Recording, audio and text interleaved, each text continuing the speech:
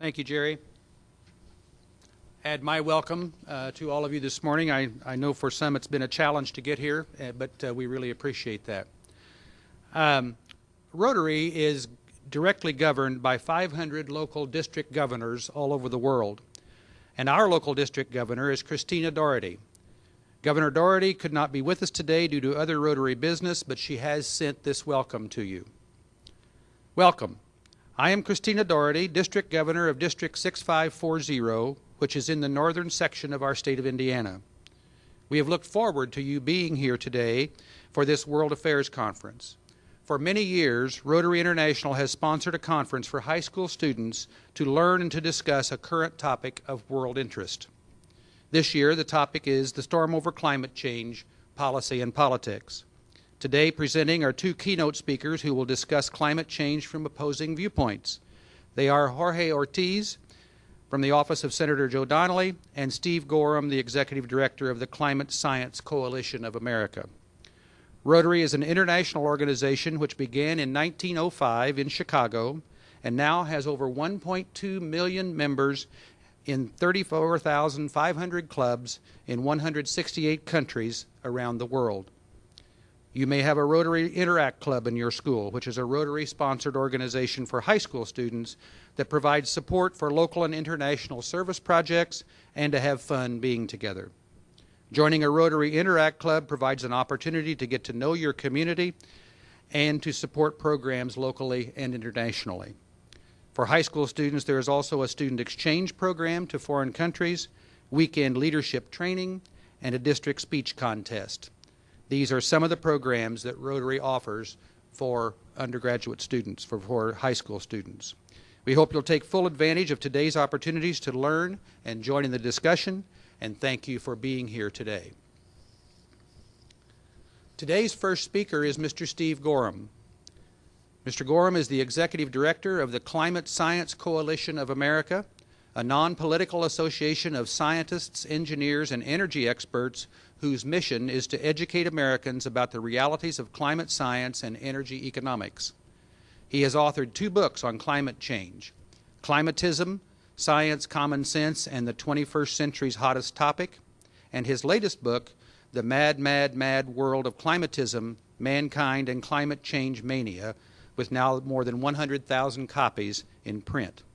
And there, you saw on the registration table, we have free copies of that book for each one of you. Mr. Goreham is a frequently invited guest on radio and TV, a freelance journalist, a former engineer and business executive, and a resident of New Lenox, Illinois. He holds a master's degree in electrical engineering from the University of Illinois and an MBA from the University of Chicago. He wants us to tell you that he has never received payment from any energy company or any organization with a vested interest in the global warming debate. Please welcome Steve Goreham.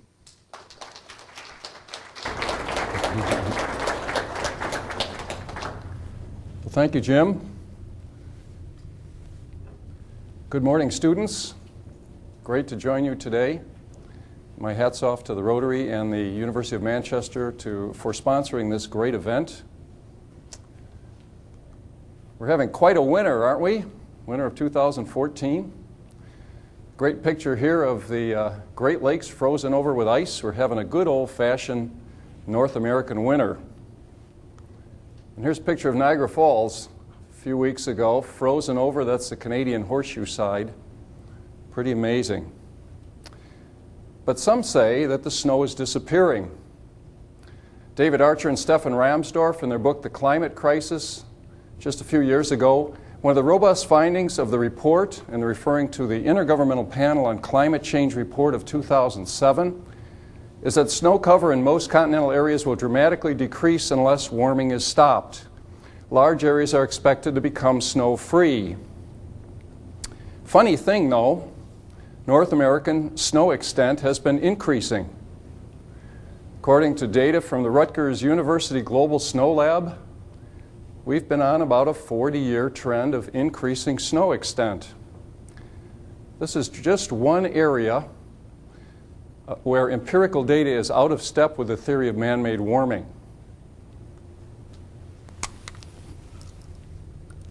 We have arrived at a moment of decision. Our home, Earth, is in danger. What is at risk of being destroyed is not the planet itself, of course, but the conditions that have made it hospitable for human beings. And we know the facts. It's not anymore a debate, is there global warming or not. We have global warming, and the fact also is that we can do something about it. Well, former Vice President Gore and former Governor Schwarzenegger are in good company. Today, more than 190 heads of state of the nations of the earth have accepted the theory of man-made warming.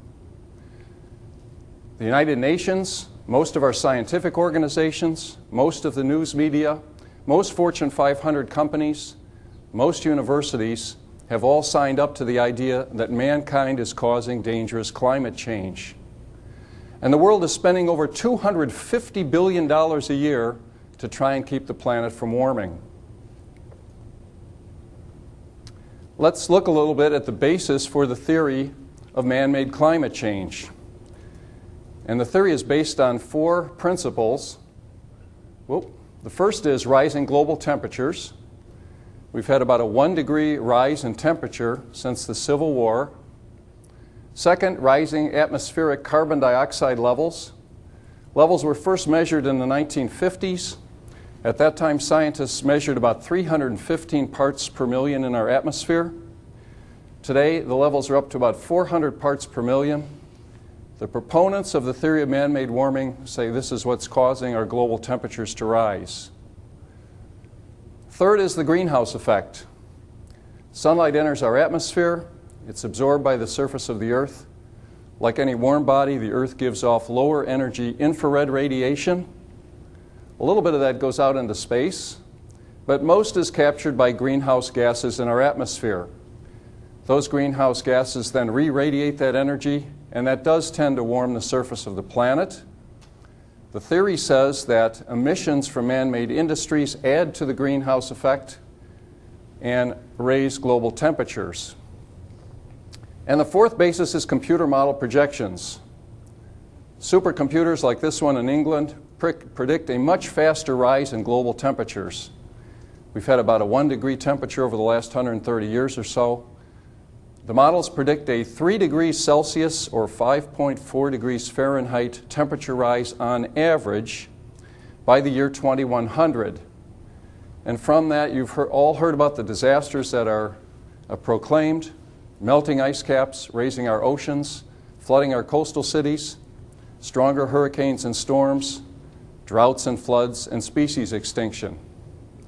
But students, members of the Rotary, members of Manchester University, there is no solid empirical evidence that increasing greenhouse gases are the primary cause of global warming. Earth's climate is complex. It's a powerful interplay of forces from our solar system, our atmosphere, our oceans, and our land. This is just a simplified diagram. Sun falls directly on the equator and the tropical regions where much energy is absorbed. It falls indirectly on the polar regions. All weather on Earth is driven by this energy difference. Storm fronts, ocean currents, jet streams, microbursts, hurricanes, all distribute energy from the tropics to the poles. The oceans have a powerful effect on Earth's climates. The oceans can hold the oceans have 250 times the mass of the atmosphere, and they can hold more than 1,000 times the heat. And then we have aerosols coming out of the biosphere in the ocean, dust from volcanoes, pollen from plants, desert dust, man-made emissions. All of those go to shape the climate. Yet today's climate scientists are obsessed on the level of carbon dioxide in the atmosphere, a very small part of the overall picture. Matter of fact, carbon dioxide is a trace gas. One way to picture it is to picture a look at a basketball arena. Here's Duke Cameron Arena after Duke won the National Collegiate Championship in 2010. Picture 10,000 students, compare those to 10,000 molecules in the atmosphere. Only 4 of every 10,000 molecules in our atmosphere are carbon dioxide. And the amount that mankind could have added in all of human history is only a fraction of one of those 10,000 molecules. I'm going to pose a question for you. Maybe you've learned this in your science class. What's nature's most abundant greenhouse gas? Anyone? Everybody's timid today. It's not carbon dioxide. It's not methane. The answer is water vapor. Earth's most abundant greenhouse gas is water vapor. Scientists estimate that somewhere between 75 and 90% of Earth's greenhouse effect is due to water vapor in clouds. If we're conservative and we say 75%, then the last quarter of Earth's greenhouse effect is due to carbon dioxide, methane, and other gases. But then we need to ask, well, how much of this last quarter of the greenhouse effect is due to man-made emissions? Because the oceans contain 50 times as much carbon dioxide dissolved as is in the atmosphere. And the oceans are always releasing carbon dioxide and absorbing it. When plants grow, they absorb carbon dioxide.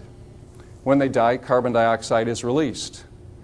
And then we have volcanoes both above the surface of the ocean and about 10 times as much under the surface of the ocean, 10 times as many, putting gases like carbon dioxide into the environment all the time. It turns out that of this last quarter, nature releases 25 times as much carbon dioxide into the atmosphere as man-made industries every single day.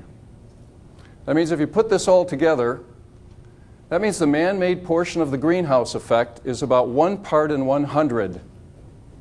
Who's heard that in the news? Nobody. We all hear how we're putting greenhouse gases in the atmosphere, we're causing the greenhouse effect. But when you break it down, mankind's responsible for only about 1% of the greenhouse effect.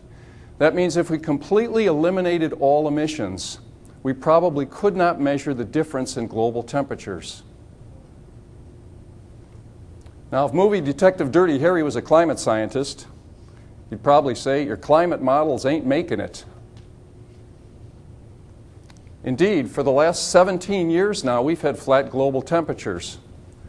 You can see the 2 lines here, the red and blue lines. Those are data from satellites. No global temperature increase since 1997, even though atmospheric carbon dioxide has risen about 7%. All 44 of the world's climate models are shown here, all these spaghetti graphs, and the average is this black line. They've all predicted a rise in global temperatures over the last 17 years, and we haven't seen that. So all of the climate models are in error. Now, you've probably heard that the Arctic ice is melting, the glaciers in Glacier National Park are melting, the snows of Kilimanjaro are disappearing. The important thing to remember is that melting is evidence of warming, but does not tell you the cause of the warming. You probably also heard climate change is real. Who's heard that one? Everybody, of course. Well, that's a true statement, but it's about as profound as saying water is wet or grass is green. Of course, climate change is real. Global warming is real. Global cooling is real. Climate change is not only real, it's continuous. It's been happening for all of Earth's history. 2 well-known periods of climate change are the medieval warm period and the Little Ice Age. The medieval warm period is a warm period from about 900 to 1300 AD, when the Vikings settled southwest Greenland. They founded a colony at Helvasi 600 years before the Jamestown colony. They farmed, they raised livestock, they hunted polar bears and traded the skins. The Book of Icelanders, a historical book, says that at the time there were trees 6 meters high at Helvasi. This is a picture of the old stone church at Helvasi today. All there is in the location are scrub grasses. It was warmer 1,000 years ago than it is today. About 1300, the climate cooled as we entered the era of the Little Ice Age. Not a true ice age, but about 1 to 2 degrees Celsius cooler than either the medieval warm period or our modern warming today. Very tough time in Europe. Famine, shorter growing seasons. The population of Iceland decreased by about 50%. But they used to hold a thing at London called the Frost Fair, a festival every year. The Thames River would freeze solid at London. Here's an image. They'd bring their horses and wagons right out on the river, build sheds, have fires, have this festival. Well, you can't do that today. The Thames River hasn't frozen solid at London for more than a century. So these are two natural periods of climatic change, warm and cold, nothing to do with man-made greenhouse gas emissions, and these sorts of periods have been going on for a long, long time. If we look at a little more quantitative example, using ice core proxy data from Greenland, we start here at 0 present day, go back 2, 4, 6, 8, 10,000 years to the end of the last ice age, and we see the temperature rise and fall and rise. Here's the Roman climate optimum 2,000 years ago when the Roman soldiers wore those little skirts. At that time, they harvested olives in Germany, and they harvested wine commercially, grapes for wine, in England. Here's the medieval warm period, here's the little ice age, and here's our modern warm period. By the way, where would we be if we were in this very spot 20,000 years ago? Under a couple thousand feet of ice. Now, what you may have heard, even from our own U.S. government, is that the decade from 2000 to 2009 is the hottest on record. And recently they announced that January of this winter was globally the 4th warmest January on record. Those are true statements, but they are misleading. On record refers to the thermometer record. I'm going to show you how long that is. That's only 130 years long. See that little green dot right there? That's the on record, warmest on record decade. That ignores all of the temperature history and the warmer periods than we've had in the past that all occurred naturally. Here's an interesting picture of a white spruce stump located in the Northwest Territory of Canada, north of the Arctic Circle, up by Alaska. It's a very old stump. It's been radiocarbon dated to be 5,000 years old. But the interesting thing from a climate point of view is that it's located 100 kilometers north of the tree line. 100 kilometers north of any white spruce tree today, indicating that it was warmer 5,000 years ago than it is today. So climate change is natural. Global warming is caused by cycles driven by the sun. Don't have time to go into that today. It is in the book, though. And man-made greenhouse gases only play a small role. Now, we all want clean air and water, don't we? I'm old enough to remember when our air wasn't so clean. When I was young and we had a station wagon, I'm not sure you know what one of those is. We drove by Gary steel mills, and we had a brown film cover our windows. We had to pull over on the side and wipe it off. Or the time when we were driving into Los Angeles from the Mojave Desert, and we saw the smog rolling up the valley. But our air is very much cleaner today. Matter of fact, data from our Environmental Protection Agency, this bottom line is a line showing our 6 major air pollutants. 2009, 2012, now it's down to about 67% from 1980. That's carbon monoxide, nitrous oxides, sulfur oxides, lead, ozone, and carbon particulates. At the same time, we're driving twice the vehicle miles. We're getting 30% more electricity from coal. But some have decided that carbon dioxide is a pollutant, even though it doesn't hurt anybody physically. The news media and our Environmental Protection Agency. Students and ladies and gentlemen, that is bizarre. Carbon dioxide is not a pollutant. It's an odorless, colorless, invisible gas. It does not cause smoke, does not cause smog. What you see rising from this cooling tower is condensing water vapor. You can't see carbon dioxide. We breathe in only a trace of carbon dioxide with each breath, but we burn sugars in our body and produce carbon dioxide, and so we breathe out 100 times what's in the atmosphere with every breath. Now, next time you sit down for your meal at your dorm or in your cafeteria, and you see the sandwich and the salad and the fruit and the dessert and the beer, probably not beer at the cafeteria, but the soft drink, remember that every one of those things on your table requires carbon dioxide to be there. So if anybody here thinks carbon dioxide is still a pollutant, I want you to have the special meal from now on. That's water and salt. Matter of fact, CO2 is green. Carbon dioxide is plant food, essential for life on Earth. Hundreds of peer-reviewed studies show that increased atmospheric levels of carbon dioxide increases plant growth. Wheat, oranges, orange trees, young pine trees, even poison ivy grows bigger and faster with higher levels of atmospheric carbon dioxide. Plants get bigger root systems. They get bigger fruits, bigger vegetables. They get thicker tree trunks. They're more resistant to drought with higher levels of atmospheric carbon dioxide. If there's one compound we could put into the atmosphere that would be great for the biosphere, carbon dioxide would be that compound. Yet today we have every university trying to reduce their carbon footprint, every company doing the same. Is the science settled? Former Vice President Gore says, "The debate among scientists is over. We face a planetary emergency." There is no more scientific debate among serious people who've looked at the science. But most scientists will tell you that the science is never settled. Matter of fact, Albert Einstein said, "No amount of experimentation can ever prove me right. A single experiment can prove me wrong." What I hold here is a copy of the Global Warming Petition, created in 2007 by the Oregon Institute of Science and Technology. There's a little climate science in the front, but then it contains the names of 31,000 United States scientists, 9,000 PhDs, and I'm going to read you the second half of their statement that they signed up to. "There is no convincing scientific evidence that human release of carbon dioxide, methane, or other greenhouse gases is causing, or will in the foreseeable future, cause catastrophic heating of the Earth's atmosphere and disruption of Earth's climate.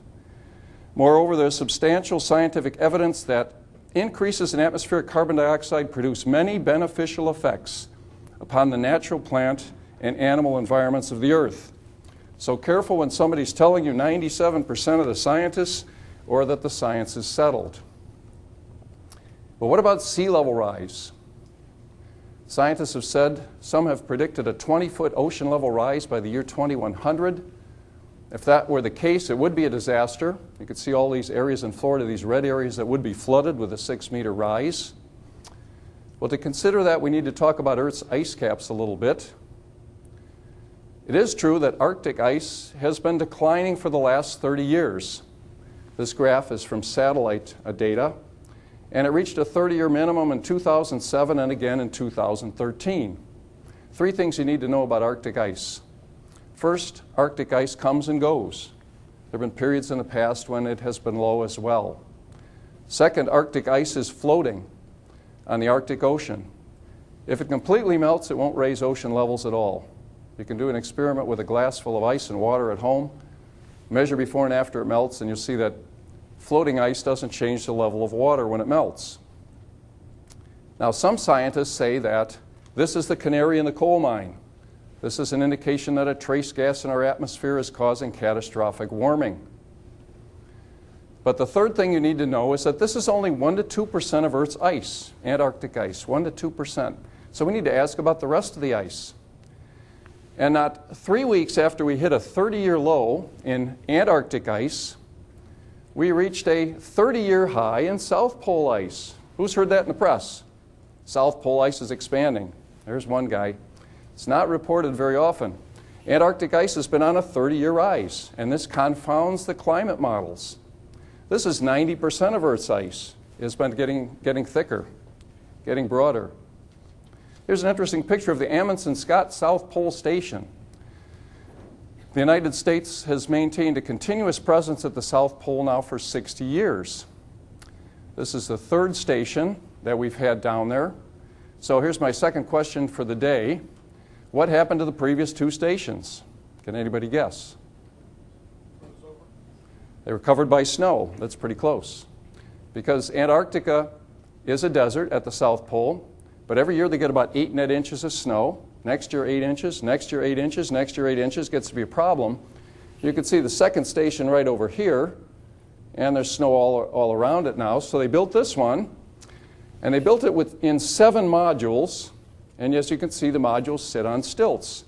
So what they can do is they can jack up each module over accumulating snow, and prolong the life of the station. Folks, this is the South Pole ice, 90% of Earth's ice, and it's getting thicker.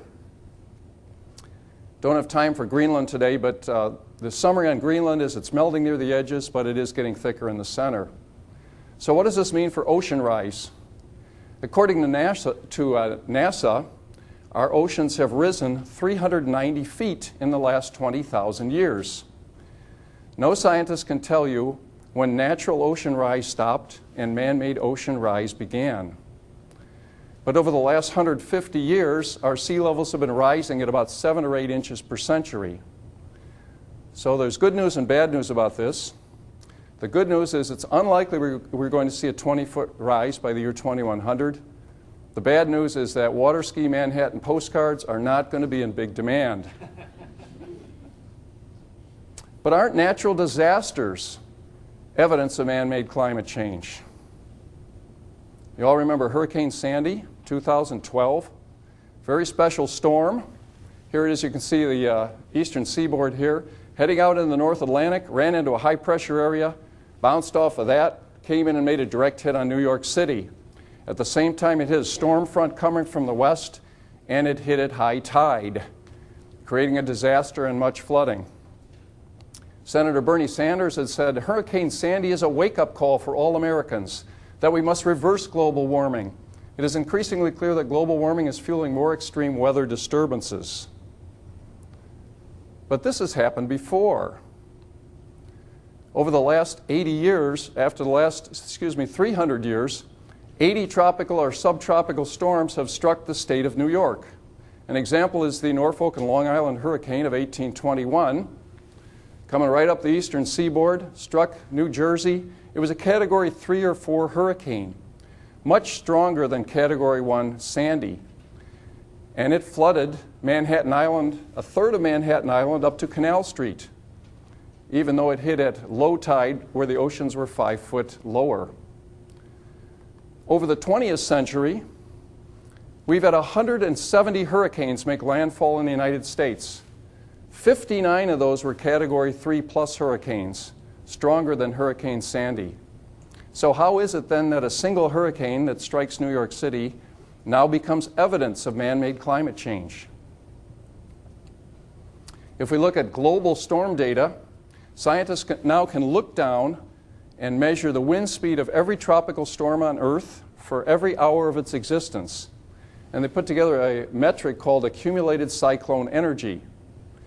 In 2005, when Hurricane Katrina hit New Orleans, there was an outcry that maybe this was due to man-made warming. But recently, scientists were able to report that we're at about a 30-year low in tropical storm activity. So there is no trend to increasing intensity or frequency of storms across the world. Matter of fact, it's now been 3,000 days since a Category 3 hurricane has struck the United States. That's almost 8 years. Typically, a Category 3 hits the United States shoreline every other year. We've not had an 8-year period without a Category 3 hitting the U.S. since before 1900. If we look at tornadoes, similar sort of thing. The count of strong to violent tornadoes, 1960s and 70s, we had more. If anything, we have less severe tornadoes over the last few years. Are the polar bears endangered? I mentioned that to some student earlier today, and they thought, oh yeah, the polar bears are endangered. Now, maybe you remember this guy. 2 or 3 years ago, we had a Super Bowl commercial with the polar bear trying to catch the Coke bottle, was able to do that. Every year, the World Wildlife Fund and Coca-Cola get together and run an Arctic Home campaign, raising money from all over the world to save the bear. And we probably have children all over this great nation breaking into their piggy banks and shipping money to Coca-Cola or the World Wildlife Fund. But in fact, number of bears have been increasing. Back in the 1960s, we had 8,000 to 10,000 bears on planet Earth. Today, we have 22 to 25,000. There is no evidence that the polar bears are endangered or that they are declining. Let's move on to climate, energy, and public policy. Enough science. Energy is a driver of global prosperity. If you put per capita, per person income on the vertical axis, per person energy use by nation on the horizontal axis, you see that the nations that use a lot of energy effectively have high levels of income, high economic levels for their citizens. The nations that don't are on the lower end. Now, all of the major nations of the world, the developed nations, have signed up to an 80% emissions cut by the year 2050. And the Obama administration has proposed an 83% emissions cut from the 2005 level of 5.4 tons of carbon per person. That's our average emission. That comes from our vehicles, our heating, our food, our agriculture, our industry. By the way, one thing I think I forgot to mention, or maybe I did, remember that this number is naturally 25 times the amount of human emissions comes from nature, goes into the atmosphere every day. Anyway, if we go back to the 1960s when we had televisions in every home, jet aircraft in our airlines, we were still at about 4.5 tons of carbon. We go back to the 1920s, washing machines were all the rage, and automobiles, we were at 4 tons of carbon. Go back to the turn of the century, the first light bulbs and electricity, we were still at 2 tons of carbon emitted per person. Turns out we have to go all the way back to 1870 to the emissions level to meet this goal.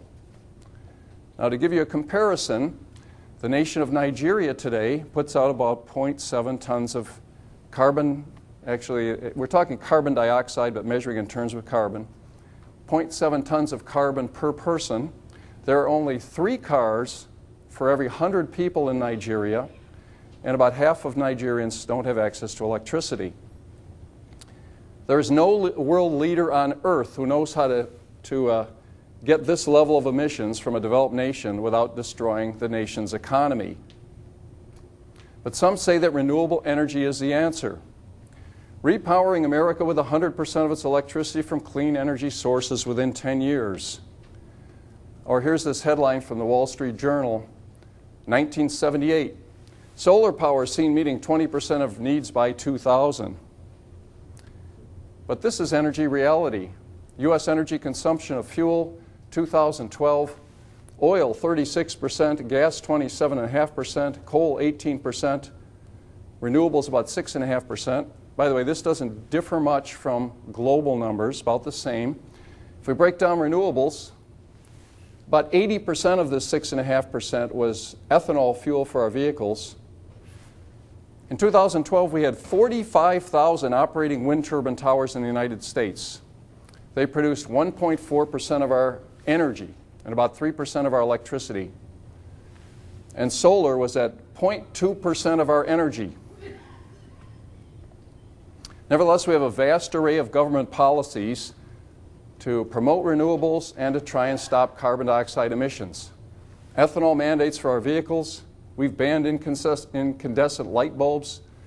The EPA and the Department of Transportation have set up corporate average fuel economy standards, mandates for everyone, smart meter mandates to go into homes, subsidies for companies like Solyndra that went bankrupt with $500 million of taxpayer subsidies, and we're in the process of banning coal-fired power plants.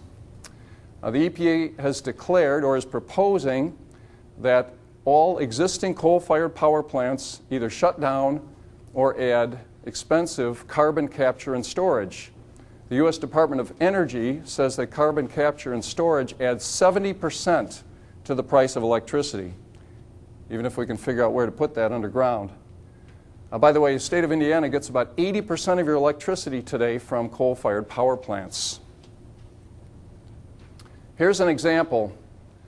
Just went into operation about 2 months ago, the California Valley Solar Ranch. It spreads over 1,500 acres, 100 times the area of a gas-fired plant. It produces an output that's 10% of the output of a gas-fired plant. It requires $1.4 billion in federal and state subsidies, and it delivers electricity at 15 to 18 cents per kilowatt hour, 3 times the current California wholesale rate. So 100 times the area, 10% of the output, and 3 times the price. Not a real good bargain for consumers. But all this is driven by the idea that we're going to stop greenhouse gases and global warming. Can EPA policies really affect the climate? Interesting congressional hearing in September of last year. EPA Administrator Gina McCarthy was the witness. Congressman Mike Pompeo said, on your website you have 26 indicators used for tracking climate change. Heat-related death, change in ocean heat, sea level rises, snow cover. And the congressman questioned the Administrator McCarthy for about 5 minutes and basically asked her which of these indicators are going to improve from EPA policies. And she responded, they're indicators of climate change. They are not directly applicable to the performance impacts of any one action. She was basically saying, well, we're going to put these policies into place. We're not going to be able to see any change in any of our indicators. Can we now control the climate? Anyone think we could do that? The mayor of Moscow in 2009 promised that the Russian Air Force could now keep it from snowing in Moscow. And just 5 months later, Moscow was covered in 21 inches of snow, 50% over the annual average. Now, there are many world problems that need solutions. This is a satellite picture of the continent of Africa at night. There's 1 billion people that live on Africa. And as you can see, there aren't many lights on. Many of those people don't have access to electricity. You can compare it to Europe up here or India over here. According to United Nations data, 20,000 people die every day from hunger-related causes. 2 billion people on Earth are trying to live on less than $2 a day. 1.8 billion don't have proper sanitation. 1.4 billion don't have access to electricity. Almost 1 billion people don't have clean water. Millions die every year from disease, AIDS, malaria, diarrheal diseases, and tuberculosis. Yet the world is spending $250 billion a year. We're on track to spend $1 trillion in the next 4 years to try and stop the planet from warming. Wouldn't it be great if we could take that $1 trillion and solve the problems of sanitation, health, education, poverty reduction across the world, instead of a futile fight to try and stop the climate from warming? So in summary, climate change is natural, not man-made. The greenhouse effect is dominated by water vapor, and the human contribution to the greenhouse effect is only 1 part in 100. When you look out your window and you see sunshine, and you see clouds and weather, and if you live near the ocean, you see the power and the effect of the ocean currents. These are the factors that dominate Earth's climate, and that our addition to a trace gas in the atmosphere is very, very small. There is no policy that the Congress can enact that will modify climate change to a measurable extent. There is no regulation that the EPA can put into place that will make the storms less severe. There is no legislation or regulation that the state of Indiana can put into place that will make the droughts or floods either less severe or less frequent. Thousands of climate regulations from hundreds of nations will not make a measurable impact on global temperatures. Thanks, you've been a great audience.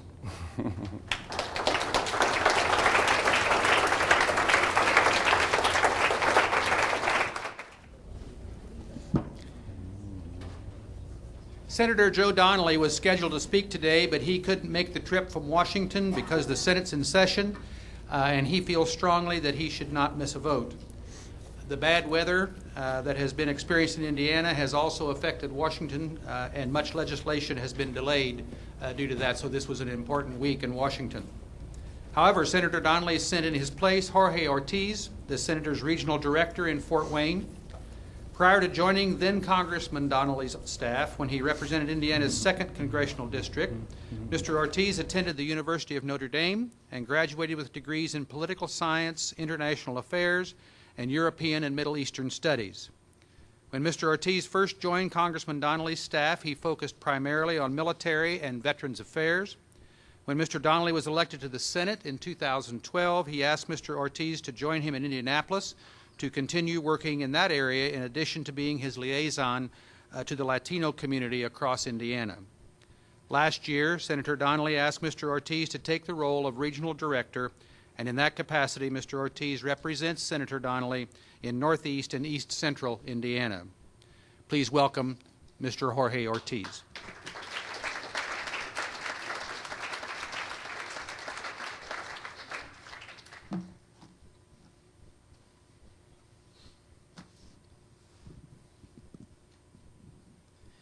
Thank you, Jim, and thank you to Rotary International and to Manchester University for hosting this conference today. Like Jim said, Senator Donnelly couldn't be here today. He had to be in D.C. for some votes, some very important votes, and he has a 100% voting record in all of his time in Congress, so he's pretty serious about keeping that. So I feel that at this point I should say that I'm not here to advocate in favor of a government-sponsored policies to affect climate change one way or another, so I'm not in favor or against them. I'm here to report simply what that conversation is like in Washington, D.C. at this point. So as you've gathered, the issue of climate change has always been a politically divisive one. The political landscape and compositions of either chamber of Congress at any given point tend to dictate just how far climate change legislation can progress or how strongly opponents can push back on it.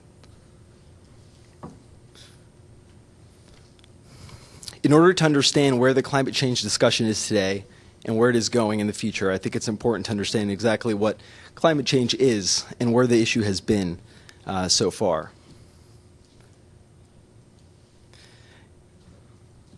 The United States Environmental Protection Agency defines climate change very broadly as any major changes in temperature, precipitation, and increasingly severe weather patterns that have come about over long periods of time.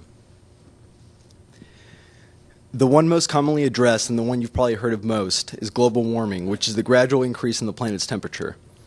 According to the EPA, over the past century, the planet's temperature has risen about 1.4 degrees Fahrenheit and is expected to rise between 2 and 12 degrees over the course of the next 100 years. More and more, people on both sides of the argument agree that the planet's temperature is rising. However, there is no consensus on what is causing this increase. Some point to human activity, beginning with the advent of the Industrial Revolution in the West, while others say that the changes in temperature are consistent with the natural life cycle of the planet. Those who believe human activity is responsible for the rise in the planet's temperature point to global industry releasing greater quantities of greenhouse gases into the atmosphere, resulting in the destabilization of marine and land ecosystems around the world. This warming of the Earth has caused polar ice caps to melt, making ocean levels rise, thereby posing great threats to coastal communities worldwide.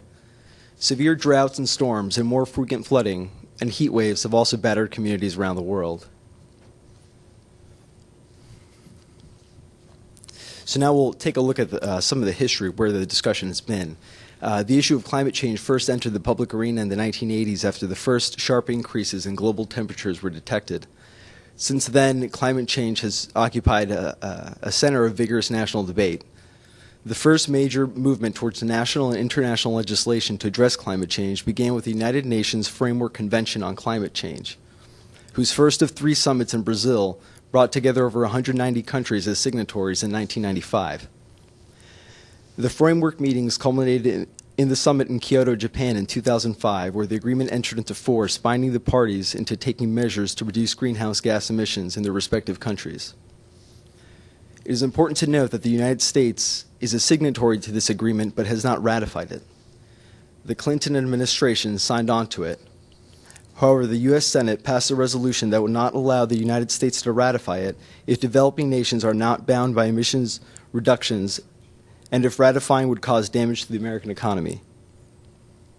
Developing nations are not bound to reduce emissions under the agreement in the same way as developed nations, so the United States has not ratified it to date.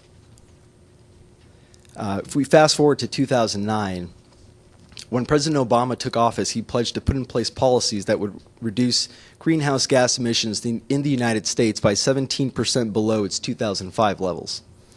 He lobbied Congress hard to pass legislation that year that would address this issue. So in In 2009, June of 2009, the House of Representatives narrowly passed the American Clean Energy and Security Act by a vote of 219 to 212. Even though the bill died in the Senate the next year, it is significant because of what it proposed to do in this country. The idea behind the bill was to propose what is called the cap and trade system, under which the government sets a limit, or cap, on the total amount of greenhouse gases that can be released nationally, and this cap would be reduced over time to reduce total emissions. Companies would then buy or sell permits to emit these gases. The bill would set a cap on total emission permits to cover the years 2012 to 2050 and would require regulated entities to hold allowances to emit greenhouse gases. After allowances were initially distributed, entities would be free to buy and sell them. This is the trade part of the program. Those companies that emit more gases would face a higher cost, which provides an economic incentive to proactively reduce their emissions. Now, moving back to the international stage, you take a look at the Copenhagen Summit of 2009. This was the 5th meeting of the parties of the Kyoto Protocol, where a document was assembled by the parties recognizing the need to pass measures to keep any global temperature increase below 2 degrees Celsius. Because it was not passed in consensus out of fears from national politicians that their respective national economies would be harmed by economic disadvantages, the agreement never entered into force. For this reason, the summit is viewed by most as a failure.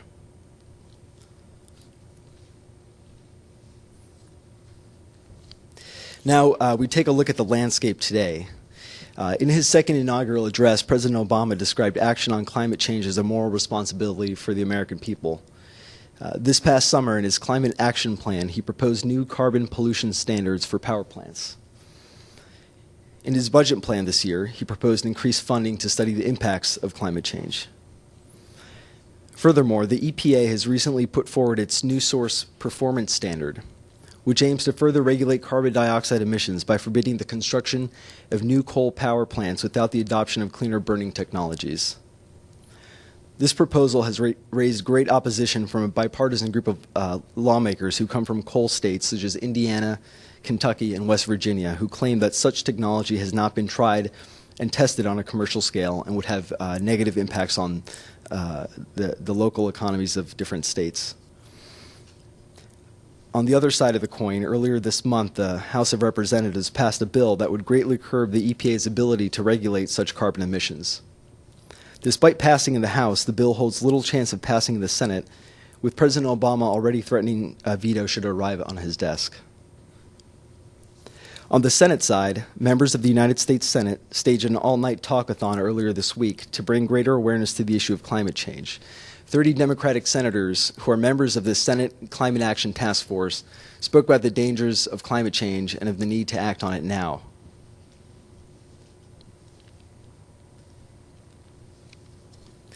And now we'll take just a brief glimpse into the future.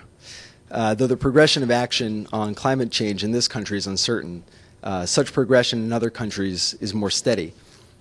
Much of the work in introducing climate change laws internationally has happened in emerging markets such as China and Mexico. This is significant because these were once countries that had been reluctant to sign up, thinking that carbon emission limits were rich, industrialized countries' attempts to discourage the use of fossil fuels in their own developing markets. China, for instance, has introduced 7 pilot carbon markets with plans to introduce a nationwide carbon market by 2015.